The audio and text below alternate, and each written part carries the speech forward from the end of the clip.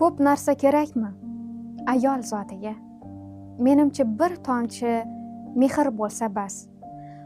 Nur bo'lsa qorong'u xayolotiga, menimcha boshqasi unga kerakmas. Tilloga to'ldirmang barmoqlarini. Baxtli bo'lish gumon boylikdan butkul. Menimcha cho'g' etib dimoqlarini tonglar yostig'iga qo'ying atirgul.